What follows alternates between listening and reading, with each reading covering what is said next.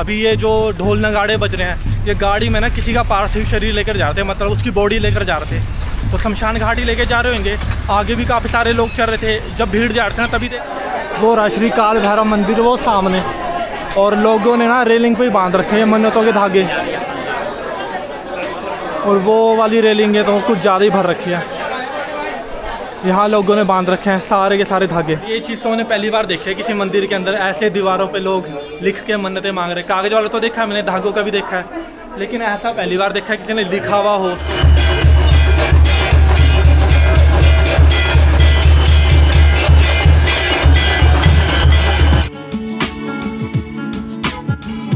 तो बजट में स्टे तो यहीं पे मिलेगा शिवांजलि भक्त निवास में। यहाँ पे जो डॉर्मेट्री मिल रही है ना वो सिर्फ 200 रुपये में मिल रही है, और जबकि मैंने पूरा का पूरा उज्जैन के अंदर जितनी भी धर्मशालाएं और होटल थी सारी की सारी 1 बाय 1 पर्सनली जाके वहाँ पे चेक करा। सिर्फ उन्होंने लिखा हुआ था कि धर्मशाला, लेकिन उनके जो रेट थे ना वो बिल्कुल होटलों वाले थे, 1000, 1500, 600, किसी का 800। लेकिन यहाँ पे जो मेरे को रूम मिला वो मिला सिर्फ 200 रुपये के अंदर, पूरी रात के लिए, जिसमें लॉकर भी फ्री था। और बहुत कम ऐसे जगह होते हैं जहाँ पे लॉकर भी मिले, तो यहाँ पे लॉकर मेरे को मिल रखा था, वहाँ पे लॉक भी मिल रखा था, वरना लास्ट टाइम मेरे को लॉक नहीं मिला था, तो यहाँ पे मेरे को लॉक मिल रखा था।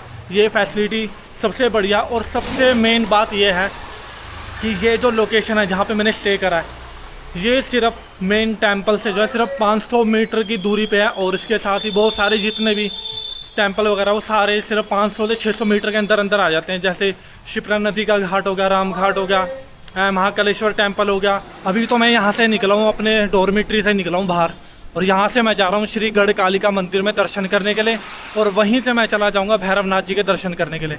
क्योंकि लोकेशन पहले मैंने लगाई थी काल भैरव जी के दर्शन करने के लिए, लेकिन वो दिखा रहा थोड़ा सा ज़्यादा दूर। मैंने कहा फिर ऐसे ही जाऊँगा मैं, पहले उनके दर्शन करूँगा, फिर मेरे को घूम के जाना पड़ेगा गढ़ कालिका के मंदिर।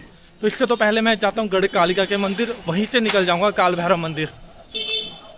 धूप तो हो रखी है लेकिन हवाएं चल रही है, तो इतना ज़्यादा गर्मी नहीं लग रही है, वरना अहमदाबाद में तो बहुत ही ज़्यादा गर्मी हो रही थी। इस वक्त अगर मैं वहाँ पे होता ना, बहुत ज़्यादा बुरे हाल हो जाते वहाँ पे।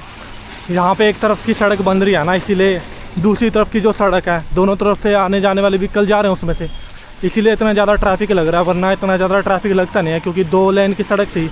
अभी यहाँ पे कंस्ट्रक्शन का काम चल रहा है, सही कर रहे हैं इसको। मंदिर से जैसे मैं बाहर निकला ना, वहाँ पे इतना ज़्यादा ट्रैफिक था ना, 5 मिनट मेरे को वहीं पे लग गए उस ट्रैफिक से बाहर निकलते हुए।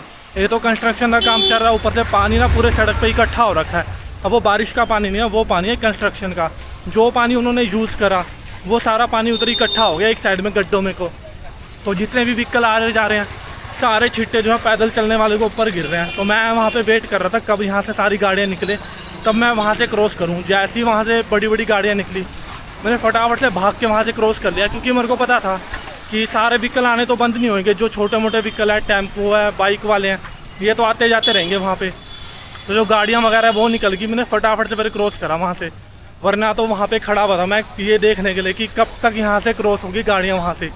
सारे कपड़े मेरे गंदे हो जाते, ऑलरेडी मॉर्निंग में आते बारी मेरे कपड़े गंदे हो चुके हैं। तो मैं दोबारा से रिस्क नहीं लेना चाहता था कि यहाँ पे अब मैं स्टे करूँगा, कपड़ों को धोऊँगा, क्या करूँगा। तो इसीलिए बस 1.9 किलोमीटर बचा यहाँ से गढ़ कालिका मंदिर।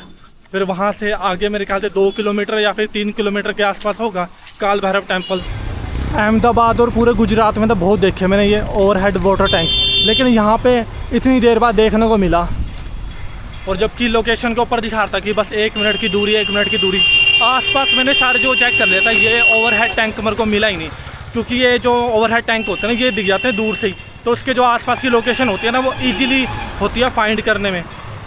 तो इसीलिए मैं उसको ढूंढ रहा था, जबकि गूगल मैप के ऊपर दिखा रहा था। पूरे रास्ते मेरे को कहीं नहीं मिला, यहाँ पे आके दिखा, और यहाँ पे गूगल मैप के ऊपर कहीं नहीं दिखा रहा है कि यहाँ पे ओवरहेड वाटर टैंक भी है। तो कई बार ऐसा होता है कि जो लोकेशन है ना वो आगे पीछे हो जाती है गूगल मैप के ऊपर ही। अभी ये जो ढोल नगाड़े बज रहे हैं, ये गाड़ी में ना किसी का पार्थिव शरीर लेकर जा रहे थे, मतलब उसकी बॉडी लेकर जा रहे थे। तो शमशान घाट ही लेके जा रहे होंगे।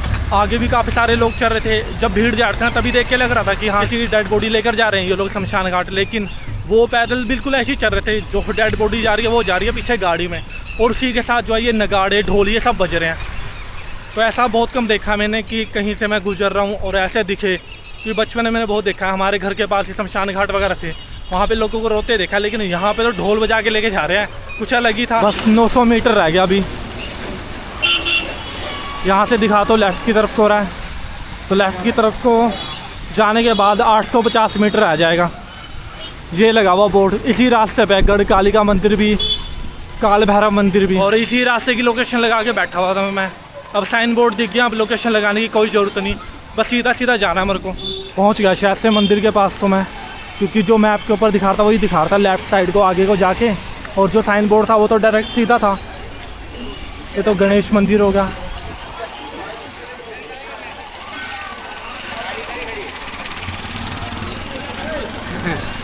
आगे ही लग रहा मेरे को गढ़ कालिका मंदिर।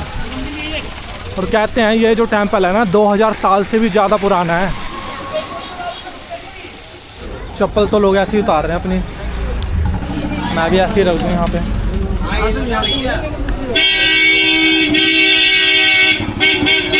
और रास्ता ये जा रहा अंदर, शंकर आया है तभी इतनी ज़्यादा भीड़ लगी हुई है यहाँ पे।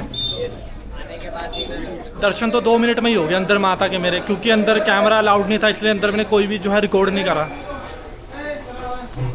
बाहर से तो ऐसा है मंदिर कुछ है ना, काफ़ी बड़ा।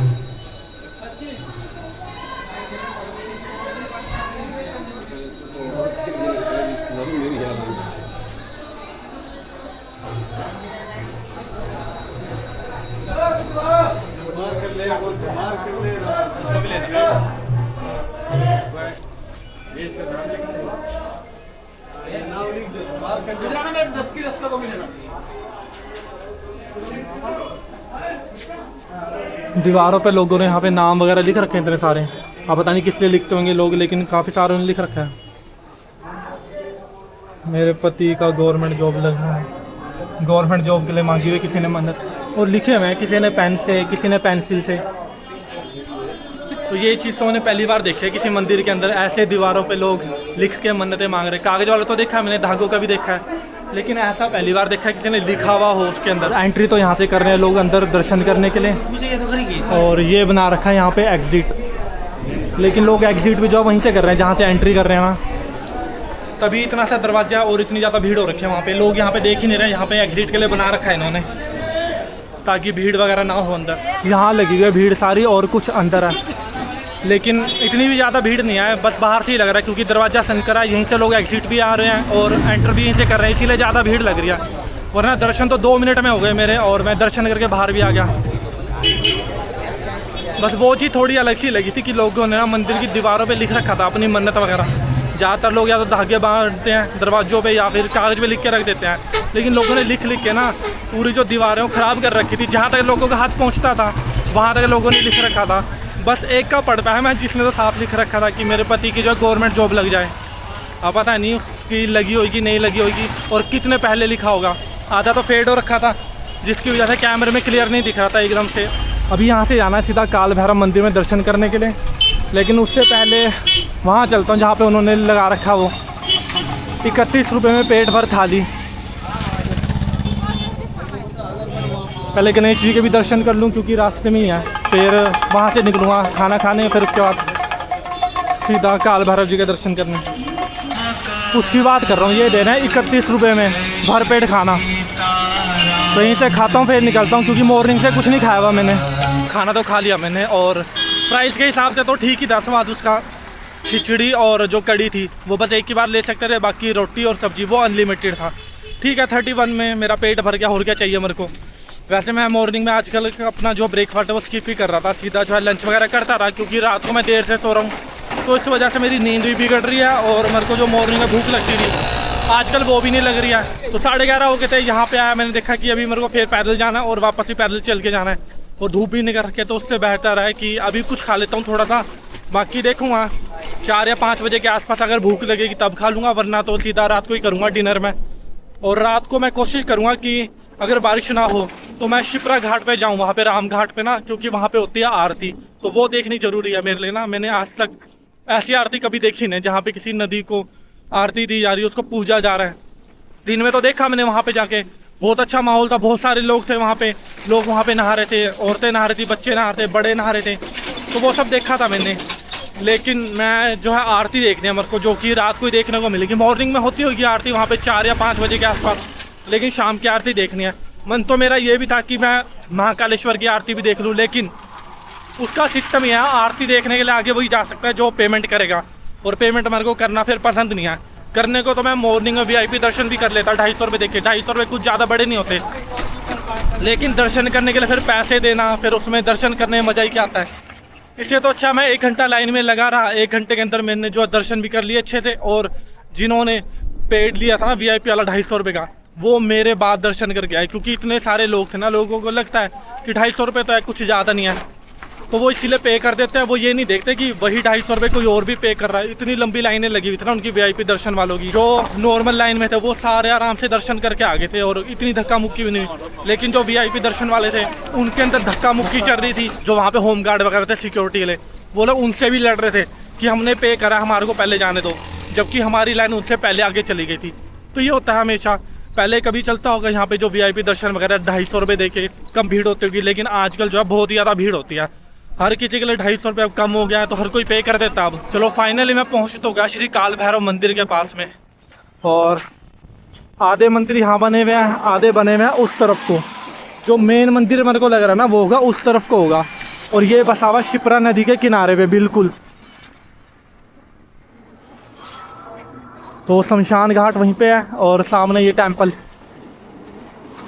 बहुत सारे लोग वहाँ पे भी जा रहे हैं और दूसरी तरफ भी जा रहे हैं। ये वाला शायद से पुराना मंदिर होगा और वो वाला नया बनाया होगा मंदिर। पार्किंग में गाड़ियाँ तो बहुत सारी खड़ी हुई है यहाँ पे, इसका मतलब यहाँ पे भी लोग होंगे बहुत सारे। और अभी बज चुके हैं 12, तो शायद से अभी आरती का भी टाइम हो रहा होगा, उस वजह से भीड़ भी बहुत ज़्यादा होगी अंदर। भीड़ तो है, काफ़ी है, जैसा मेरे को लगा था ना पार्किंग देख के, तो भीड़ तो है काफ़ी यहाँ पे ना। अब ज़्यादातर जितनी भीड़ है वो सारी है भीड़ ऑटो की, क्योंकि वो करवा रहे हैं यहाँ पे टूर। और जितने भी डिवोटी वगैरह हैं सारे यहाँ पे उन्हीं के थ्रू आ रहे हैं, ऑटो के थ्रू। अनूप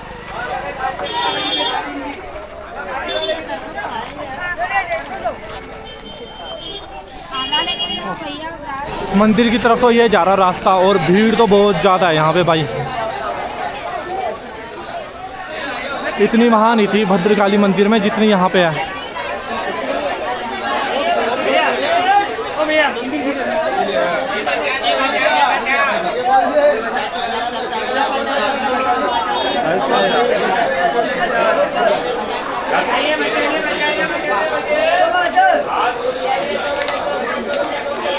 ये लग रही लाइनें इधर से, यहाँ से जाना पड़ेगा घुमा के, रेलिंग पार करके फिर उधर लाइनों में।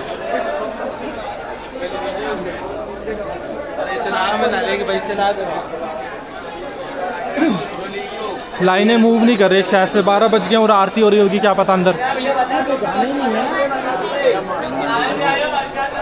वो रहा श्री काल भैरव मंदिर वो सामने, और लोगों ने ना रेलिंग पे ही बांध रखे हैं मन्नतों के धागे, और वो वाली रेलिंग है तो कुछ ज़्यादा ही भर रखी है। यहाँ लोगों ने बांध रखे हैं सारे के सारे धागे।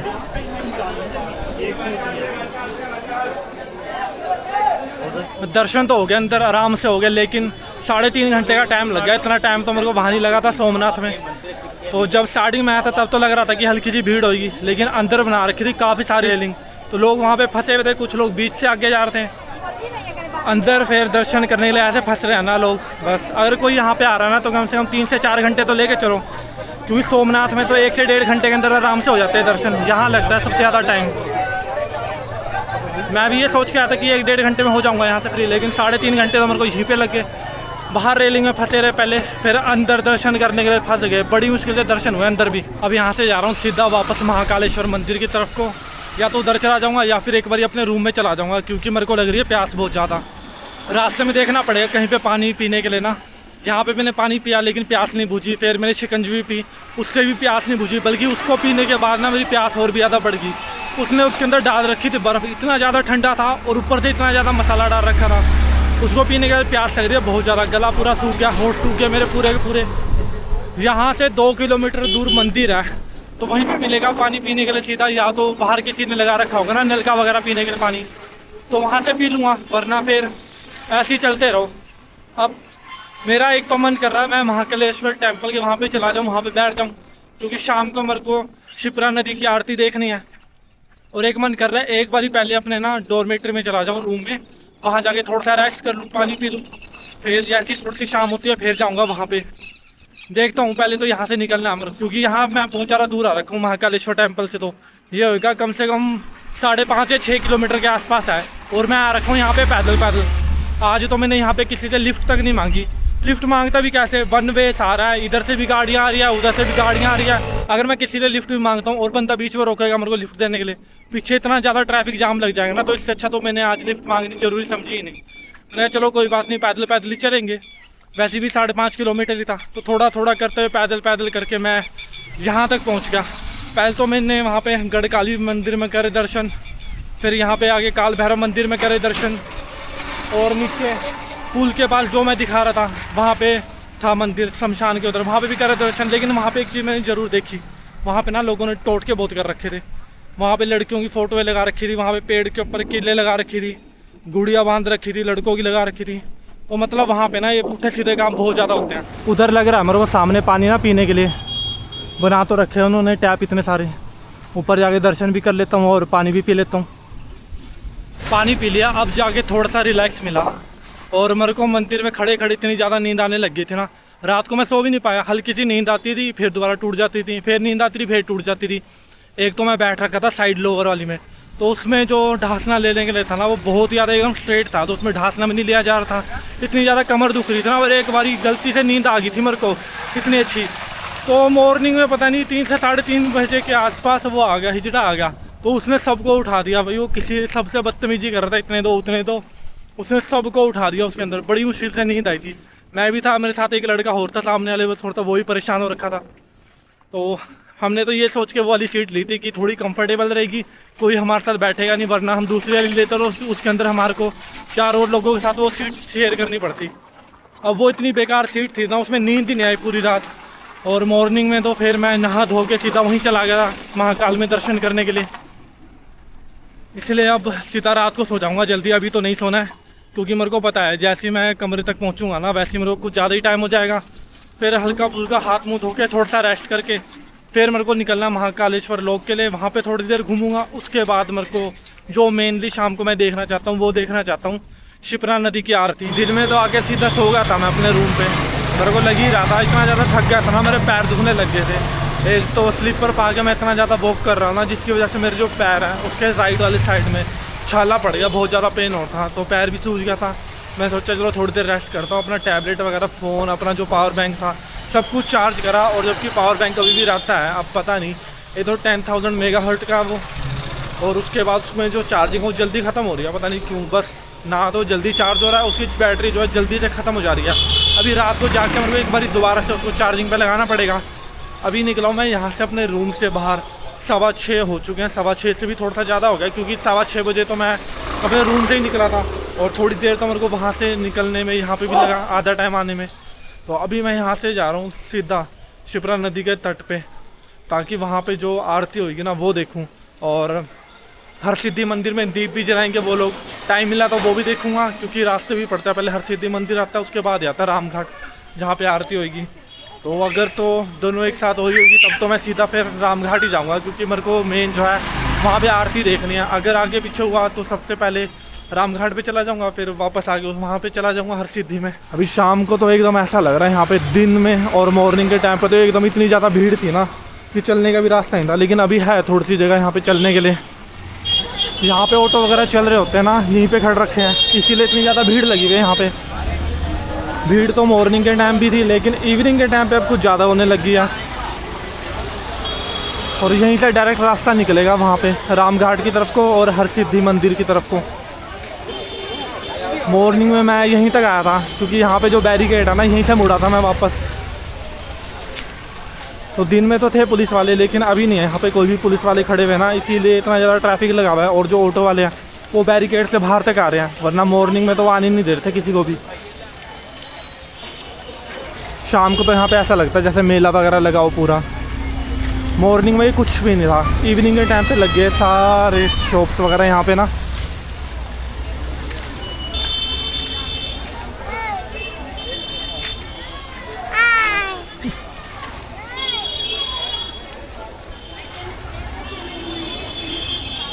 जाना तो मेरे को वहाँ से है, पेड़ के पीछे से, उधर से। मॉर्निंग में भी वहीं से गया था, अभी भी वहीं से चला जाऊंगा। 5 मिनट यहाँ पे घूमता हूँ, फिर नीचे ही जाऊँगा और नीचे जाके बैठ जाऊँगा, क्योंकि मैं मिस नहीं करना चाहता। जितनी जल्दी होके नीचे जाके बैठूँगा उतनी जल्दी पास की थोड़ी सी जगह भी मिल जाएगी, वरना फिर दूर ही बैठना पड़ेगा मेरे को। चाहे इधर की बात कर लो, इधर भी शॉप्स लगी हुई काफ़ी सारी, और इधर तो लगी है, इधर तो अभी लगी है दिन के टाइम पे ना। मॉर्निंग के टाइम पे सिर्फ उधर ही थी जो पक्की शॉप्स है लोगों ने लगाई हुई अपनी।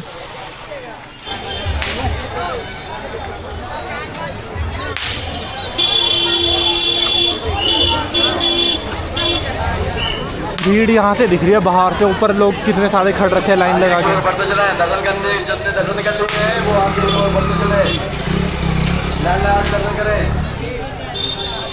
दर्शन का तो बस मॉर्निंग का टाइम ही सबसे ज़्यादा सही रहता है, उस टाइम पे इतने ज़्यादा लोग भी नहीं होते।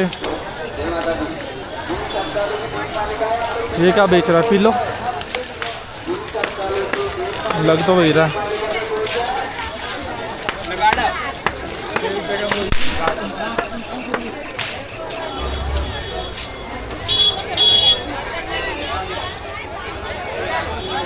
और कोशिश करूँगा कि शाम को यहाँ से अंदर की तरफ को जाऊँ, जहाँ पे एग्जिट है वहीं से। यहाँ पे तो घूम लिया जितना भी घूमना था। यहाँ से अब सीधा निकलता हूँ रामघाट की तरफ को।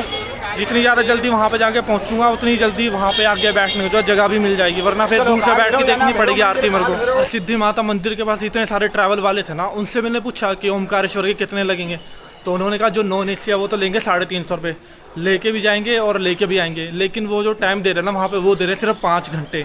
अब 5 घंटे में इतना सब कुछ मेरे को नहीं लग रहा कि पॉसिबल होगा वहाँ पे अच्छे से घूम पाना, क्योंकि वहाँ पे ओमकारेश्वर भी है, ममरेश्वर भी है, और जो पैदल यात्रा होती है वहाँ की पर जो परिक्रमा होती है वो भी करनी होती है, तो वहाँ पे जो नदी है वो भी देखनी होती है। तो बहुत सारी चीज़ें वहाँ पे करने के लिए मेरे को नहीं लगता कि 5 घंटे इनफ होंगे। 5 घंटे में तो सिर्फ बंदा ओमकारेश्वरी अच्छे से कर सकता है दर्शन, बाकी जो और ममरेश्वर वगैरह वो नहीं हो पाएंगे कंप्लीट। तो देखता हूँ कैसा रहता है, या तो वन वे का देखूंगा या फिर यहाँ से मैं डायरेक्ट ट्रेन से निकल जाऊँ, तो वो ज़्यादा बेटर रहेगा मेरे लिए। अबे यार आरती तो ख़त्म भी हो गई, अभी तो 7 भी नहीं बजे। मेरे को लगा 7 बजे होगी, ये तो मेरे से ख्याल से 6 बजे ही चालू होगी और अब हो गई ख़त्म।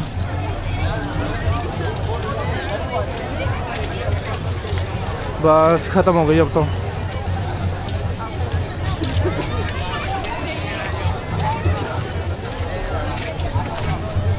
काफ़ी लेट पहुंचा यहाँ पे। ऊपर तो मैं जल्दी पहुंच गया था, मेरे को लगा 7 बजे चालू होगी, लेकिन यहाँ पे तो 6 बजे की चालू हो रखी थी, तो बज गए 7 और ख़त्म ही होगी अब तो आरती यहाँ पे। शुक्र है यहाँ पे अभी ख़त्म नहीं हुई, यहाँ पे चल रही है अभी भी, वरना जो इसका दूसरा घाट था वहाँ पे तो ख़त्म हो गई थी।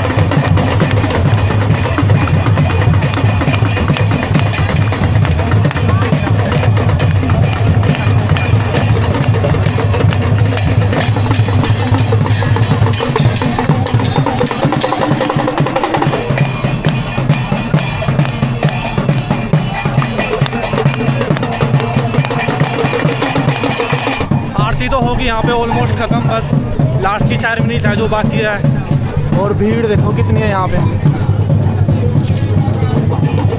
आधे लोग वो खड़े हुए ऊपर। वो तो शुक्र है मैं वहाँ से वापस नहीं गया, यहाँ पे आ गया, वरना ये देखने को ना मिलता मेरे को बिल्कुल भी।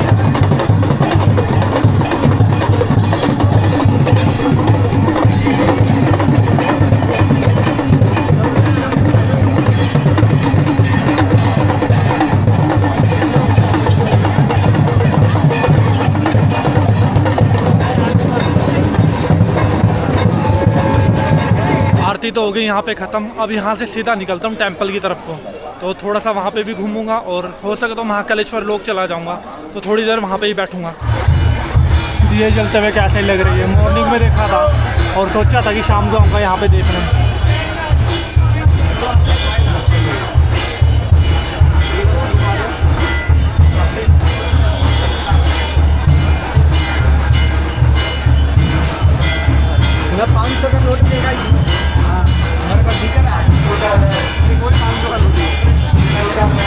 लोग दूर दूर से इसी को देखने आते हैं यहाँ पे।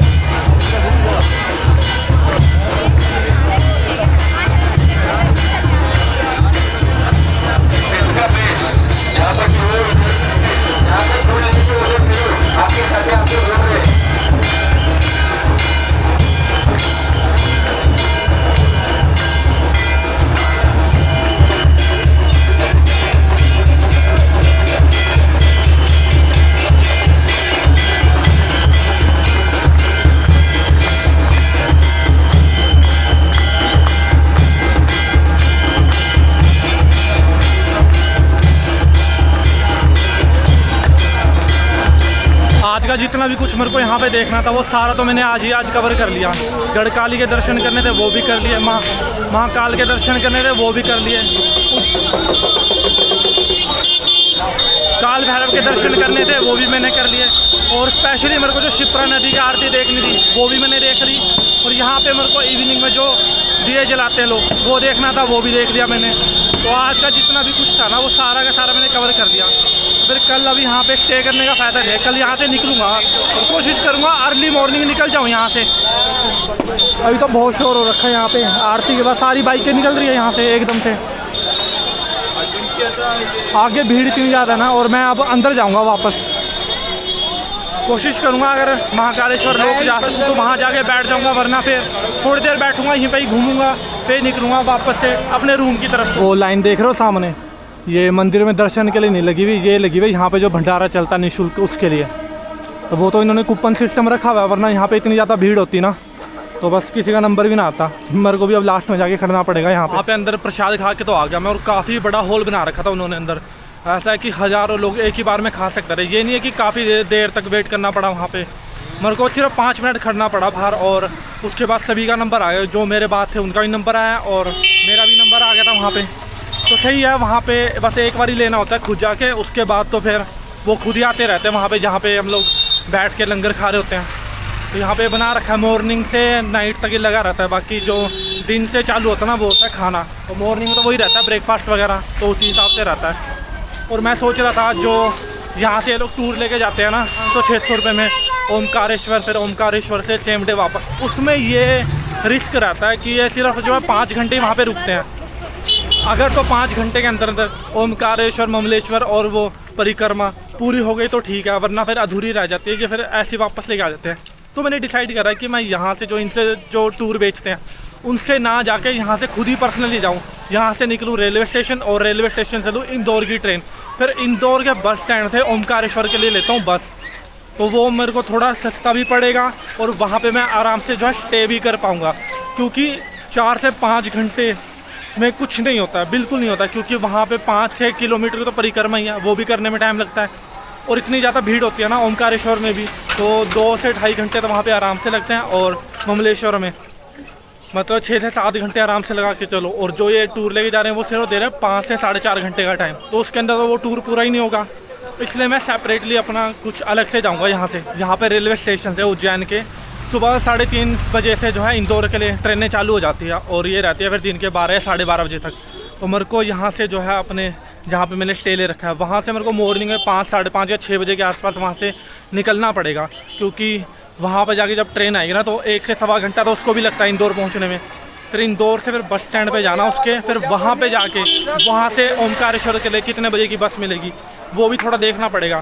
ऐसे तो बसें वहाँ पे पूरा दिन चलती रहती है, बस रात के 12 बजे से पहले तक चलती है, क्योंकि 11:30 बजे तक लास्ट बस चलती है, उसके बाद नहीं चलती कोई। तो वो तो मेरे पास टाइम रहेगा इतना, लेकिन वो कौन सी वाली बस जाएगी, प्राइवेट जाएगी या गवर्नमेंट जाएगी, वो भी मेरे को देखना पड़ेगा। तो उसी हिसाब से मैं कोशिश करूँगा कि थोड़ा जो है जल्दी ही निकल जाऊँ यहाँ से। अभी शाम के वक्त को ये ऐसा लग रहा ब्रिज, जब मैं दिन में आया था तब थोड़ा अलग लग रहा था और अब थोड़ा अलग लग रहा, बिल्कुल ही अलग। रूम पे पहुंच गया मैं अब अपने, बहुत ज़्यादा थक गया। अब थोड़ी देर रेस्ट करता हूँ, फिर उसके थोड़ी देर बाद अपनी जो वीडियोस थी उनको एडिट करके मैं अपलोडिंग पे लगा दूंगा। और मैं एक बार को तो मैंने सोचा था ना पहले कि मैं ट्रेन से जाऊँगा, लेकिन मेरे को भैया ने बताया जिनके यहाँ पे मैं रुका हुआ हूँ कि ट्रेन से जब जाओगे ना, वहाँ से जब इंदौर से बस लोगे ओमकारेश्वर के लिए, तो वो उतारेगी 15 से 16 किलोमीटर की दूरी पे, वहाँ से ऑटो करके भी जाना पड़ेगा, फिर वो थोड़ा सा मेरे को कुछ ज़्यादा कॉस्टली पड़ जाएगा। तो इसलिए मैं सोच रहा था यहाँ से जो शेयरिंग टैक्सी वगैरह जाती है वो भी वैसे बेनिफिट रहेगा, क्योंकि एक तरफा मेरे को जाना है, वहाँ से अगर मैं बस में जाता हूँ तो वो लेके जाएंगे दोनों तरफ का पैसा लेके। तो देखता हूँ जैसे भी सही रहेगा, एक बारी वहाँ से दोबारा से एक बारी कंफर्म कर लूँगा ऑनलाइन चेक करके कि जो बसें हैं वो मेरे को डायरेक्ट वहाँ पे उतारेगी या फिर थोड़ी दूरी पे उतारेगी। जो मेरे को सबसे ज़्यादा बेस्ट लगेगा मैं वैसे ही जाऊँगा और वैसे ही गाइड भी करूँगा कि वैसे जाना है।